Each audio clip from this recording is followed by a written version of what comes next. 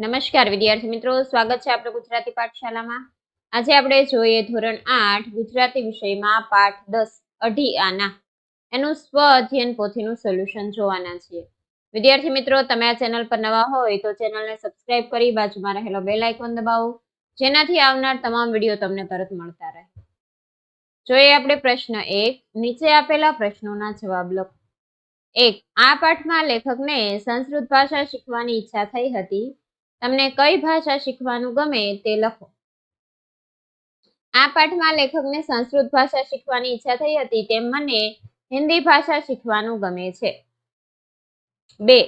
પુસ્તકાલયમાંથી તમને ગમતા 10 પુસ્તકોના નામ લખો. અહીં તમે તમારી રીતે પણ લખી શકો છો. 3. તમારા મિત્રને તમે મદદ કરો છો કેવી રીતે?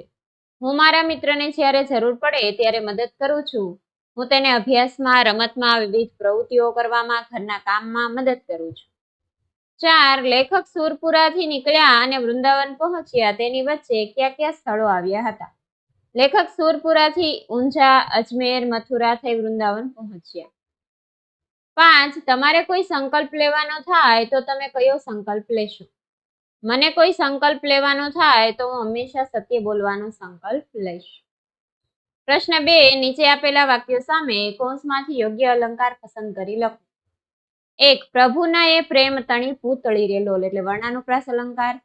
2. પાને પાને પોઢી રાત તળાવ જંપ્યું કહેતા વાત અંત્યાનુપ્રાસ અલંકાર. 3. કાયાની માયામાંથી છૂટવા ગોવિંદરાયની માયા કરો શબ્દાનુપ્રાસ અલંકાર.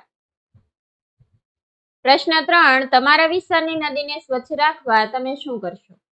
અમારા વિસ્તારની નદીને સ્વચ્છ રાખવા તેમાં કચરો નહીં નાખીએ, તેમાં ઢોર નહીં નવડાવીશું, કપડાં વાસણ નહીં ધોઈએ, કારખાનાનું ગંદુ પાણી નહીં નાખીએ, પાણી સાથે આવતો નકામો કચરો સાફ રાખીશું અને નદીમાં નકામા ઝાડી ઝાખરા દૂર કરીશું.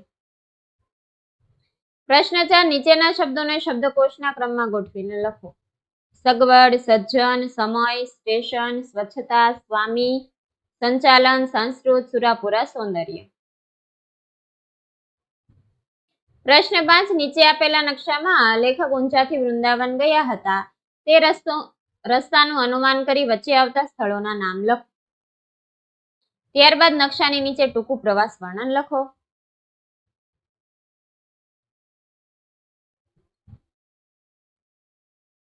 લેખક પોતાના ઘરેથી ઊંઝા પહોંચ્યા. ઊંઝાથી ટ્રેનમાં બેસી તેઓ અજમેર પહોંચ્યા. થોડા દિવસ અજમેર રોકાય તેઓ મથુરા પહોંચ્યા, જ્યાં જમનાજીના દર્શન કર્યા. થોડા દિવસ મથુરા રહી વૃંદાવન પહોંચ્યા, જ્યાં તેમણે સંસ્કૃત ભણવાનું શરૂ કર્યું. પ્રશ્ન 6 છે. નીચે કેટલાક જૂના સિક્કાના ચિત્રો આપ્યા છે. એ જોયા પછી એક સિક્કાની આત્મકથા તમારા શબ્દોમાં લખો. હું એક રૂપિયાનો સિક્કો છું. મારો જન્મ એક ટંકશાળમાં થયો હતો. ત્યાંથી હું બેંકમાં ગયો. ત્યાં એક સજ્જન આવી મને લઈ ગયા. ત્યાંથી એક યુવતીએ મને ઉપાડી શાકભાજી વાળાને આપ્યો. ત્યારબાદ હું ફરતો ફરતો એક મોટા વેપારી પાસે પહોંચ્યો. તેમના પર્સમાં હું ઘણા લાંબા સમય સુધી રહ્યો. બાદમાં તેમણે મને એક ગરીબને દાનમાં આપી દીધું. ત્યાંથી હું ચાની કિટલી ઉપર હોટેલોમાં એમ ઘણી જગ્યાએ ફેર્યો. હું જન્મથી લઈ અત્યાર સુધી ઘણા સારા માણસો પાસે અને ઘણા ખરાબ માણસો પાસે રહ્યો છું. હવે હું ધીરે ધીરે ઘસાઈ રહ્યો છું, એટલે લોકો મને લેવાની ના પાડે છે. છતાં યુક્તિ પ્રયુક્તિઓ કરી લોકો મને ચલાવવાનો પ્રયાસ કરે છે. હવે હું મારા જન્મસ્થાને પાછો જઈ નવા રૂપે પાછો ફરીશ. પ્રશ્ન 7 છે. નીચે આપેલા શબ્દ ચોરસમાંથી કૌંસમાં આપેલા શબ્દો શોધીને તેની ફરતે વર્તુળ કરો અને આપેલા શબ્દ પરથી એક એક વાક્ય બનાવી લખો. અમારી પાઠશાળા સુંદર છે. બાલ્યકાળમાં સ્વામી વિવેકાનંદ ઘણા તેજસ્વી હતા. ગામમાં તાંત્રિક આવ્યો હતો. રવિશંકર મહારાજ નિસ્પૃહ સેવા કરતા હતા. બાળકો પાથરણું પાથરી બેઠા હતા. પછી પ્રશ્ન 8 છે. નીચેના ઉદાહરણ મુજબ આપેલા શબ્દોના સમાનાર્થી શબ્દનો ઉપયોગ કરી વાક્ય બનાવીને લખો. એક આપેલું છે એવી રીતે આપણે કરવાનું છે.